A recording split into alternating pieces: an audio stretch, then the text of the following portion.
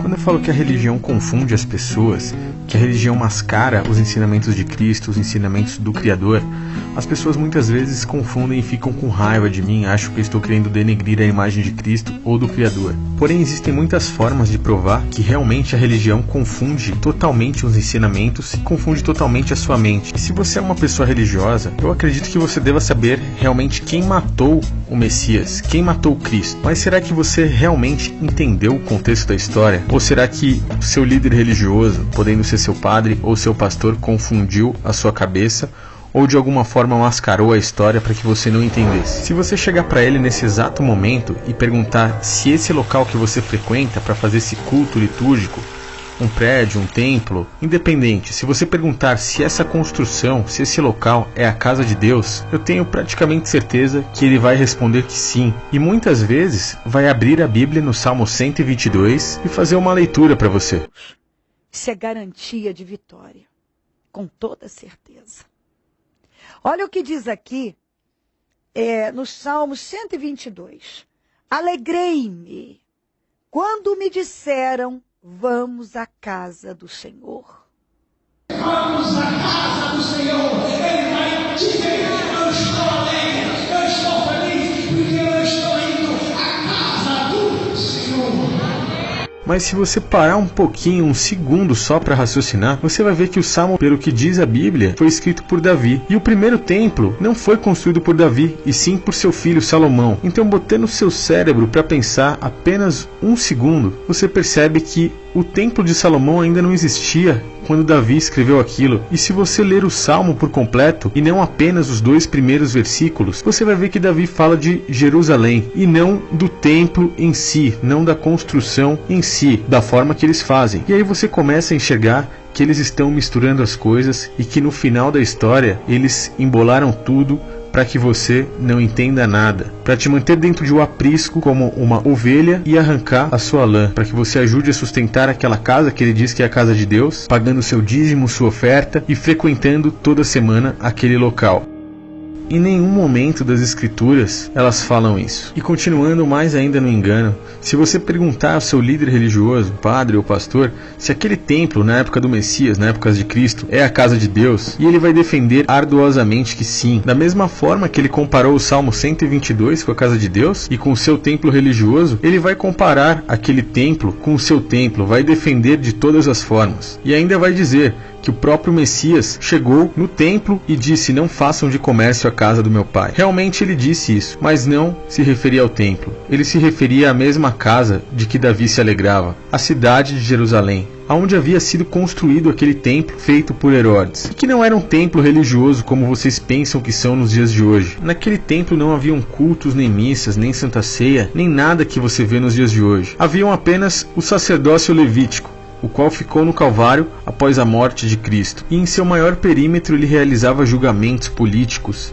e outras coisas a mais feitas pelo governo. Era um templo político-religioso. Então você começa a enxergar que nada disso poderia ter parte com o Criador. E vai mais além. Então percebe mais uma vez que estão confundindo as coisas. E aí é nesse momento, após o seu líder religioso defender o templo de todas as formas, que eu te pergunto: quem matou o Messias? Você, como religioso, saberia me responder? Será que o seu líder religioso saberia te responder? Eu estive no templo de Salomão, aquela réplica feita pelo bispo Edir Macedo, e resolvi perguntar a alguns membros dessa denominação religiosa, a Universal do Reino de Deus, e vi que eles não entendiam realmente muito bem a história, provavelmente não leram, apenas confiaram nos seus líderes religiosos. Eu queria perguntar para vocês, qual a opinião de vocês a respeito aqui do Templo de Salomão, aqui em São Paulo? O que vocês acham assim do templo? Tirando que ele é muito lindo, né? Não somente por fora, mas por dentro também. Nossa, quando participa de alguma reunião é muito, muito bom, muito especial, é bem bacana. A gente aprende muitas coisas. E a respeito do que o povo fala sobre que foram sacerdotes do próprio templo na época de Jesus que mataram ele, vocês teriam alguma coisa a dizer sobre isso? Tem nada a falar. Pesquisar na Bíblia. Tem que ler a Bíblia para não saber a resposta. Legal. Bom dia, pessoal, tudo bom? Queria saber a opinião de vocês sobre o Templo de Salomão, que foi construído para a Igreja Universal. Vocês poderiam falar pra gente sobre isso, alguma coisa? Eu acho que é uma obra grandiosa de Deus, né? Que Deus usou o bispo, né? Tudo. para construir, deu direção espiritual para ele. É uma bênção de Deus esse templo, porque onde vem milhares de pessoas do mundo inteiro para cá para visitar o templo, né? Ele é uma bênção, é uma coisa linda, é extraordinária, né? E aí eu também tenho para falar que é um cartão postal, que se alguém de fora quiser vir visitar o templo, vai ser abençoado, tipo, vai ter milagres na vida da pessoa. Ela vai sair daqui com a bênção na vida dela, no templo de Salomão. E a respeito do nosso Messias, não foram os sacerdotes do templo que mataram o próprio Cristo? As pessoas muitas vezes pregam que ele pregou contra esse templo. Você concorda com isso ou não? Eu posso me responder essa pergunta? Pode sim. Pra mim, eu não vou responder essa pergunta, desculpa. Bom dia, tudo bom? Você poderia dar pra gente a sua opinião a respeito do templo de Salomão aqui em São Paulo? Eu acho um monumento muito bonito.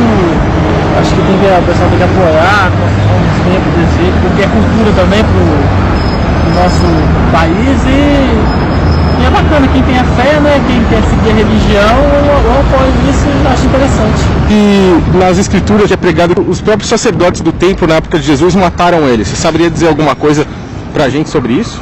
Mas eu não sei te informar sobre isso. Tá bom. O senhor poderia passar pra gente qual a opinião sobre o templo de Salomão construído aqui no Brasil? O templo de Salomão, pra mim, foi algo que o Espírito Santo colocou dentro do bispo, para que ele viesse construir esse templo para ganhar alma. O intuito do templo não é nada a não ser ganhar alma. Então ele fez isso para ganhar almas. Então é almas que vêm de todo lugar, de todo o país, conhecer gente que antigamente era incrédulo, não cria em Deus, e a partir do momento que colocou a planta dos pés dele aqui dentro do templo, começou a acreditar nas coisas de Deus, começou a ver os milagres de Deus. Então é isso, eu acho que o templo foi construído para isso, para ganhar almas. Tá? Legal. O senhor é obreiro aqui no templo? Não, eu sou obreiro, mas não daqui do templo. Sou Tá bom. Da Igreja Universal, mas não daqui do templo. E a respeito do que o povo fala sobre que foram sacerdotes do próprio templo na época de Jesus que mataram ele. Fala pra gente. A minha opinião sobre o templo, né, e sobre a morte de Jesus. Que Jesus ele já veio pronto para isso, para sacrificar a própria vida dele por nós, para que hoje a gente esteja aqui vivo, liberto e salvo. Então, eu acho que quem matou Jesus foi os fariseus. Os fariseus que congregavam no templo, né? Que Jesus disse que eles eram fariseus, raça de víbora, né? E que ele atrapalhava muita gente a salvação dele. Então, os fariseus foi que crucificaram e mataram Jesus. Mas Jesus já veio nesse propósito de dar a vida por nós. Não tinha outro caminho, não tinha outra escolha. Então, ele morreu para que a gente estivesse aqui agora. Essa é a minha opinião. E então eu leio para você o capítulo 26 do livro de Mateus, a partir do versículo 3. Depois, os príncipes dos sacerdotes, os escribas, os anciãos do povo, reuniram-se na sala do sumo sacerdote, o qual se chamava Caifás, e o consultaram mutuamente para prenderem Jesus com dolo e o matarem. Então perceba que os próprios líderes religiosos daquele templo, os sacerdotes, o sumo sacerdote, os mestres da lei, os fariseus, os saduceus, se reuniram para matar o Messias. Se aquela era a casa de Deus, aquela é a casa do Pai, o qual eles relacionam com os templos religiosos, tanto evangélicos quanto católicos nos dias de hoje, por que é que o povo desse templo quis tanto matar ele? Será que ele falou algo que incomodou esse povo? Será que ele fez algo que incomodou esse povo? Será que ele chegou para multidões e mostrou que não era necessário os sacrifícios de animais religiosos que eles faziam naquela época, advindo de Moisés? Será que ele disse que não era necessário, mas que se tivesse um templo, que se dessem os dízimos dos alimentos aos levitas? Será que ele acabou com todo esse ritual religioso? Será que ele deturpou a religião que aquele povo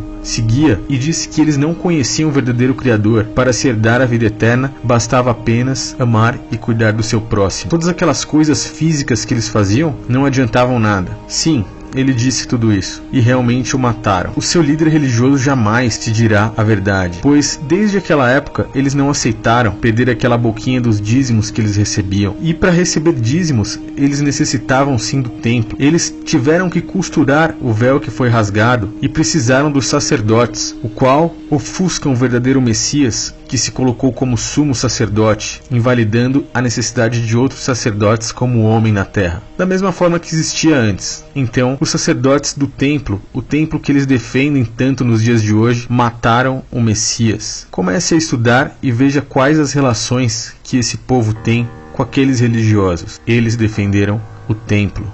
Muitos ainda vão usar o artifício no livro de Atos, querendo dizer que os apóstolos converteram 5.000 pessoas em frente ao templo e eles iam ao templo todos os dias, assim como Eli Soriano fez em uma de suas pregações.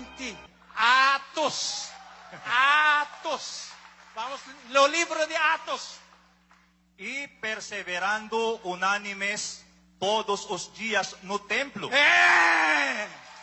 Perseverando unánimos todos os dias no templo. Onde? No templo. Onde? Se não tem templo, o que nós devemos fazer? Não tem templo. Ou tem salão de eventos, como isso?